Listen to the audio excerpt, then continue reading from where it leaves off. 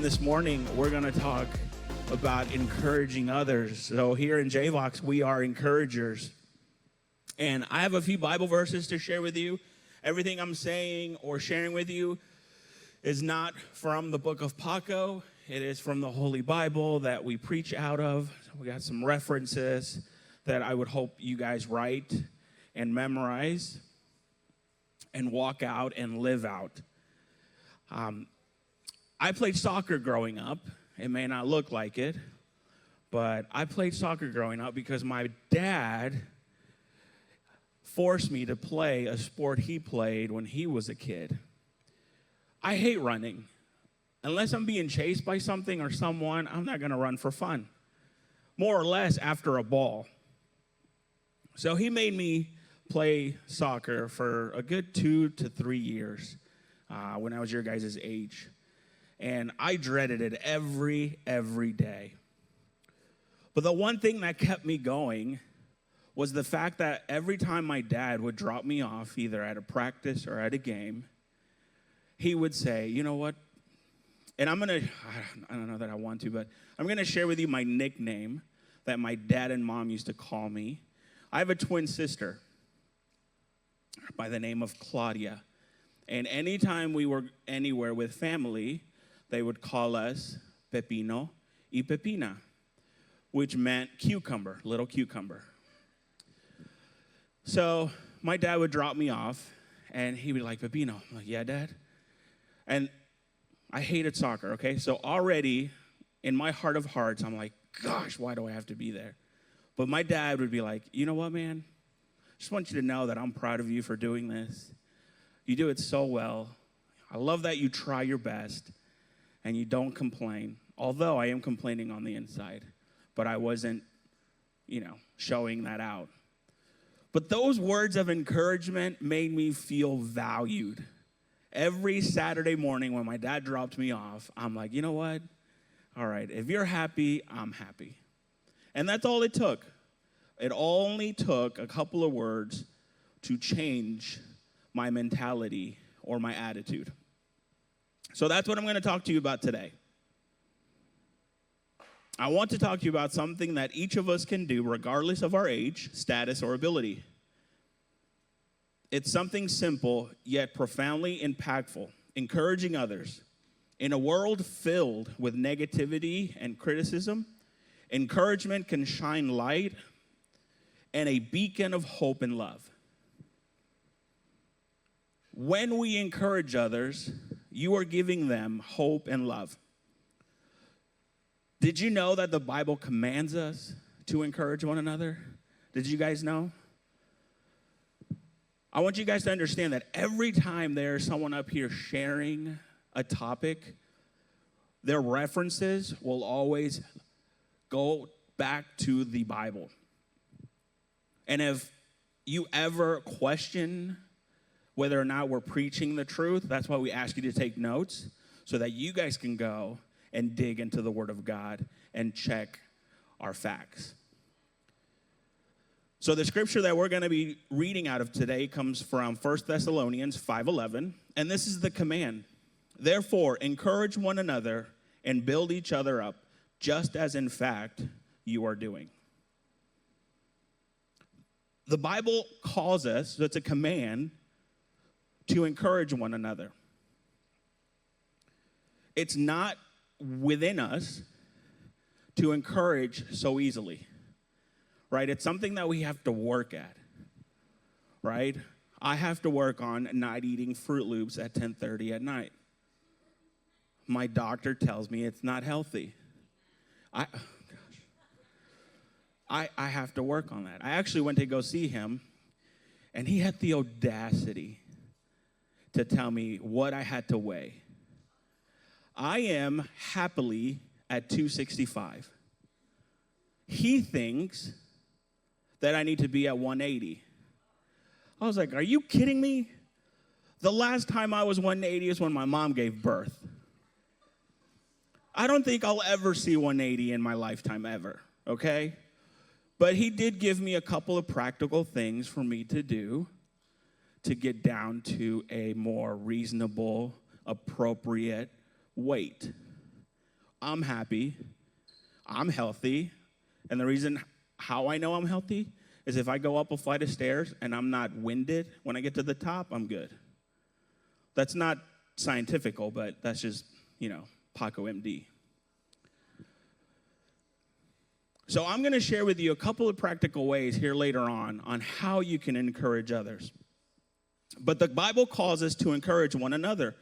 And it says in Hebrews 10:24, we read it, and it says, "And let us consider how we may spur one another on towards love and good deeds, not giving up meeting together, as some are in the habit of doing, but encouraging one another, and all the more as we see the day approaching."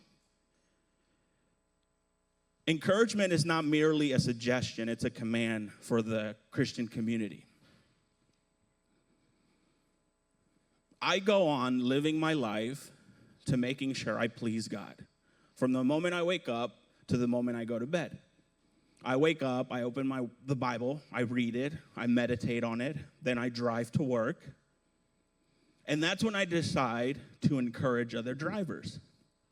And the reason how I encourage other drivers is I allow them to cut me off the road or cut me off, or they sit at a green light when I'm supposed to be headed to work. My encouragement is I don't get angry or I don't do what the world does. That's how I encourage people in the morning. And it's a very hard thing to do, to encourage people, because we're always looking at the negative side of individuals. There's a Bible verse that we shared with you guys in summer camp about before you can remove a speck from your neighbor, remove the log that's in your eye. And I always wondered what that meant. Before I start criticizing other people, right, before I start pointing out their flaws and trying to remove a tiny speck, I need to remove the huge log that's hindering me from viewing them as a child of God. So then, I would encourage people in a more uplifting way. How many of you would enjoy waking up every morning and the first thing you hear is criticism? Do you believe you're going to have an epic day? No. If someone came to your house in the morning and said, "You shouldn't eat that cereal, you're going to get fat, or you're fat right now," that would ruin you. There's nothing encouraging about that. Or your mom and dad comes down the stairs and into the kitchen and say, "Oh, why are you wearing that today? What possessed you to do your hair that way?" Do you think those are encouraging words from people who love you? No, right? So Hebrews says, let us consider how we may spur one another on towards love and good deeds. How do we do that? How do we spur people on? Well, anytime I want to be a different version of Paco, do you know who I look to? This is the Sunday school answer. Who do I look to? Jesus. Jesus as our example. Jesus himself was a master of encouragement. He saw the potential in Peter when he couldn't see it in himself. Jesus encouraged a woman at the well, giving her hope and a new purpose. Do you guys remember that story? Jesus and the woman at the well. By his example, Jesus showed us that encouragement can transform lives. And that's what I want you guys to learn this morning. I want you to shut off the you and turn on the Jesus within you. Because that's the only way we're going to be able to encourage people that we can't stand, that annoy us, that makes us want to punch them in the face when they look at me a wrong way, or when they don't put the weights back how they're supposed to be put back.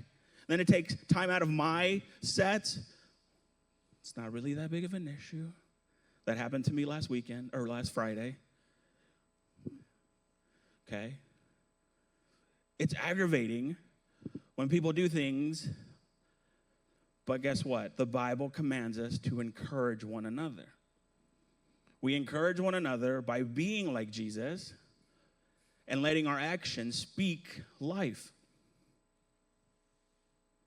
The impact of encouragement has the power to change someone's day, week, or even life. Proverbs 12:25 says, "Anxiety weighs down the heart, but a kind word cheers it up." A timely word of encouragement can lift someone out of despair and give them strength to keep going. Proverbs is the book of wisdom. That should be like the first book you go to when you're trying to do something different, right? We ask God for godly wisdom, go to Proverbs. Here he is sharing that anxiety weighs down the heart, but a word that is kind will cheer you up. A timely word of encouragement can lift anyone. How many of us have ever walked through anything in life that we didn't want people to know, but we showed it with our actions by walking with our head down or our shoulders are droopy, right? A lot of us, I have, right? The only thing I can think of is when my day gets ruined is if I get pulled over by a cop. And it's not because I got caught, it's because I couldn't get out of the ticket that I deserved in the beginning by going 3 miles over. I'm just kidding. It wasn't 3 miles over. Maybe like 10. That's as far as I'll admit. But it was my fault. And yet I was walking around trying to find someone to blame. But yet I didn't have the capability to encourage anybody because I focused on that one negative thing. I was blaming other people.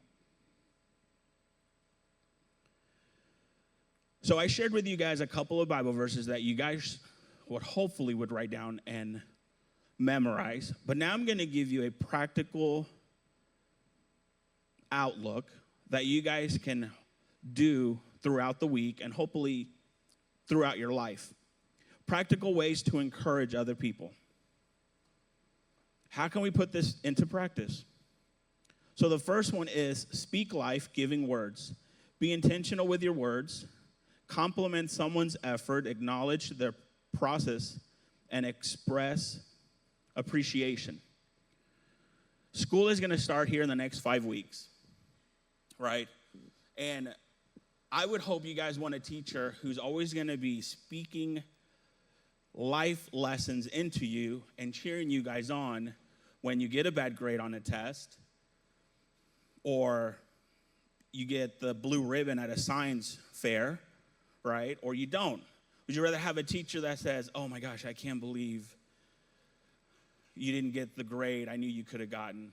Why are you so dumb?" That would break your heart, right? Like, that would just crush me. You guys have friends, sisters, brothers. Speaking life would encourage them, right? Or the other way around. How many of you have siblings here? How many of you like your siblings? Okay, it's a good reaction. How many of you love your siblings? Everyone's hand should go up. You may not like them. I'm okay with that. But you are called to love them. You are called to encourage them as much as they get under your skin.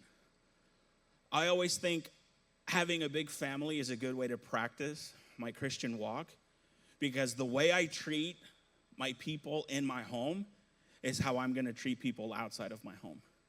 And if you don't have a big family, look at where you're sitting in. You're in JVOX. Here in JVOX, we are family, right? So if you can't treat people the right way in here, how are we expected to know that you're doing it out there, right? It's all things we need to think about. We take into consideration. Because like I said earlier, it's not an easy task to encourage people. It's a lot easier to do what? To tear them down, right? It's a lot easier to tear people down than to encourage people because when you are seen as a believer, you are looked at as weak. And that's just the society that we live in. But we won't go into that. That's another sermon for a different time. Speak life-giving words. Be intentional.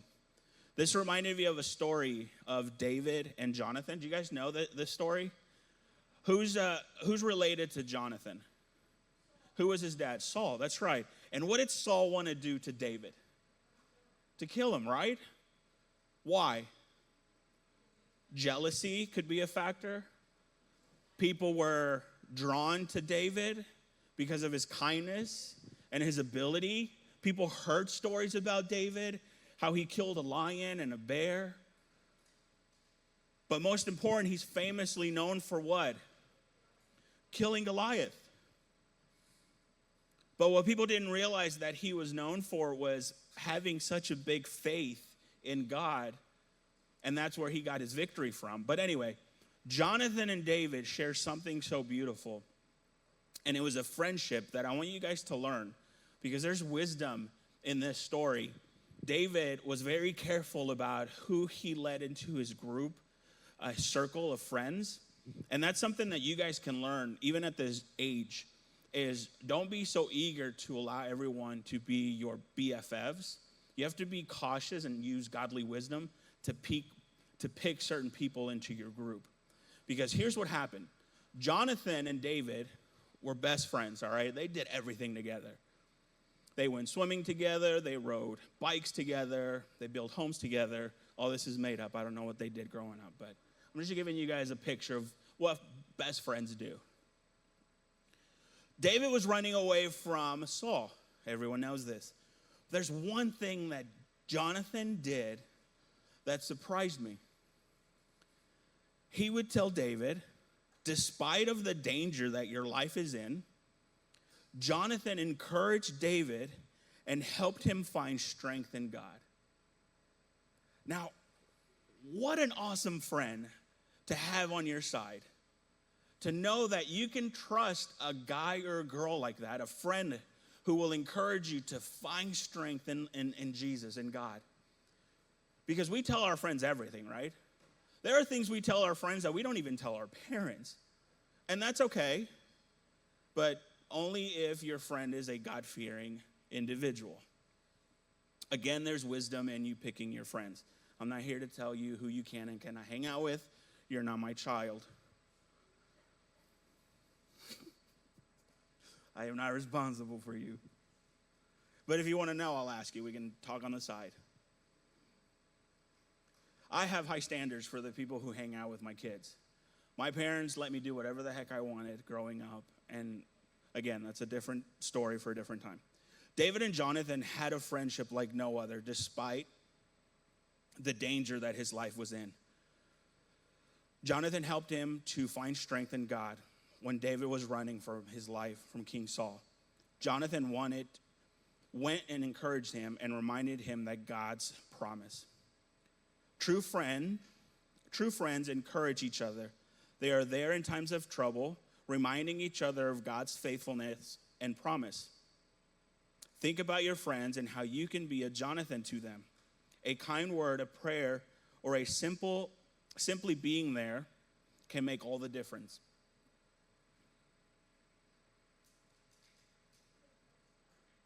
Speak life-giving words. That is how you can practically encourage other people.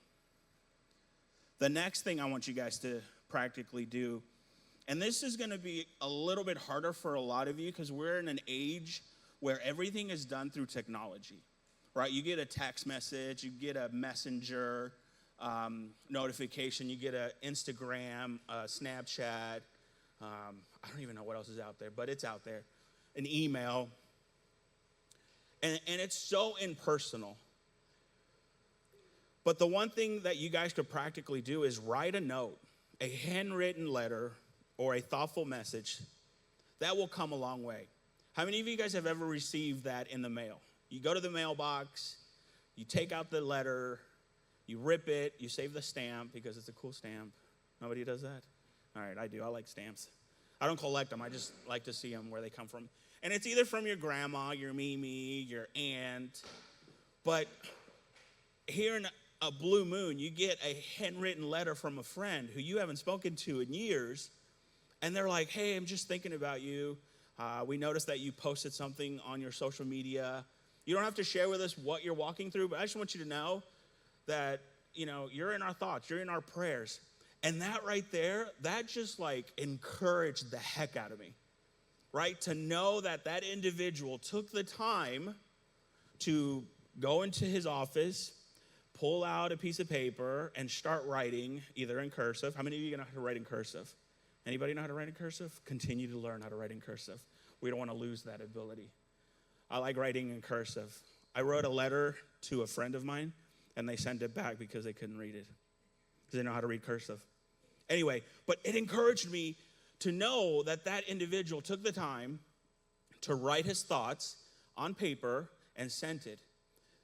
That just encouraged me like nobody's business. Words matter. Proverbs 16:24 says, gracious words are a honeycomb, sweet to the soul and healing to the bones. Be mindful of your words. A simple, you can do it, I'm praying for you, or God is with you, can uplift anyone's spirits. How many of us have ever failed at something? We all have. We all burnt the cake. We all burnt the pancakes. But when you go to someone and say, hey, you did your best, that's all right. It tastes okay, a bit chalky, a little burnt, but if you scrape it off, it's edible. Not, oh my gosh, you shouldn't be in the kitchen. Who gave you permission to even try to poison me? Right? The first one was kind of quirky, but it came from the heart. It didn't make you cry. The second one was, man, I'm sorry I breathe. Like I tried my best to cook pancakes, right? Aunt Jemima wasn't on the cover anymore. Maybe that has something to do with it. No? You guys are too young to get that. Words matter. When you guys are walking through something, like your anger or there's a situation that happened towards you, think back and say a little prayer before you lash out. Because words carry a huge weight on how you react to a certain situation. Like if your sibling tattled on you. I have a child in my household who, if you tattle on them, they won't say anything. They'll just give you the death stare. And that is enough to make a baby cry. And we've spoken to this individual. We say, hey, listen, things may not go your way, but let's not death stare at them.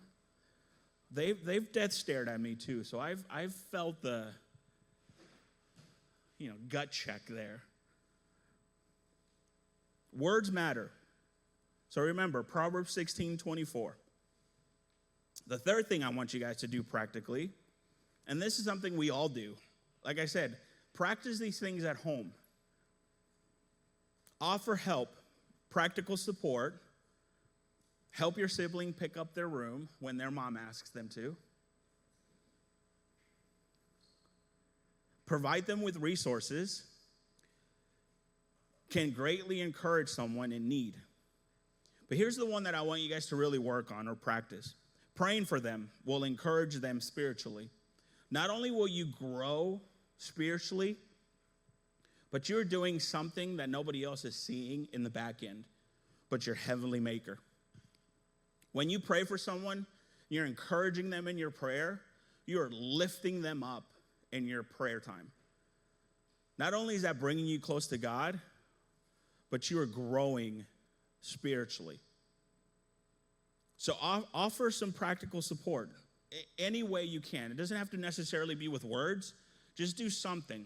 So, all right, so here in our house, they all have chores, okay? So this one was a little hard for them to walk out because there's a chore chart that they have to do, all right?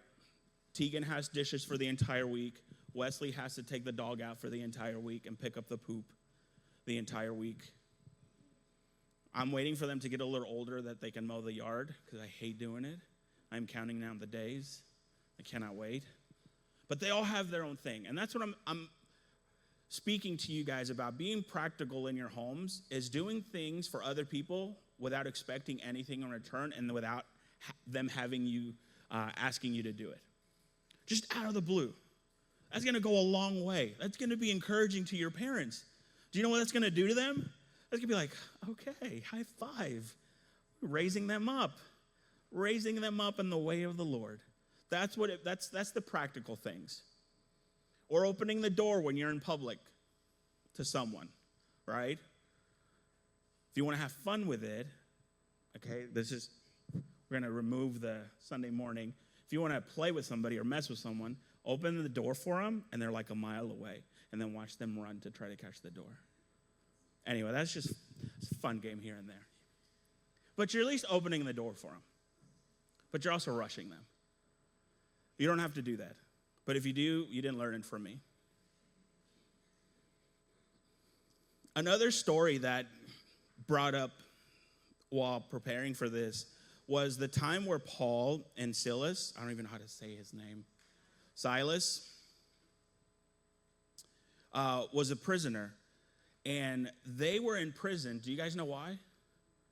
For sharing the gospel, right? They were imprisoned for sharing the gospel. Now, you guys aren't in a country that will imprison you for sharing Jesus, but socially, you do get imprisoned, right? Do you know what that means, socially being imprisoned by your peers? Because you're sharing your faith with other people, you are looked down upon, or you are put in a different category because you are standing firm in your faith. And so there's no room for acceptance. They put you in a spiritual prison. And when I was reading this story about Paul and Silas, they got in prison for the very reason, for sharing the gospel, the good news. They didn't sit there and complain. They didn't sit there and fight. They didn't speak negatively of the people who imprisoned them, right? They didn't try to weasel their way out of that situation. Do you know what they did? We're talking about encouragement. They waited patiently in that jail cell and started singing hymns, right? Do you guys know what hymns are? Worship songs. They started worshiping God, praying. Do you guys know this story? And what happened? A thunderous, loud earthquake shook those cell doors, and they fell. And because Paul and Silas worshiped and prayed, that encouraged the one individual that had to watch them through the night. The one guy that got paid to watch these two people sit in jail. And because of Paul and Silas's encouragement through prayer and worship,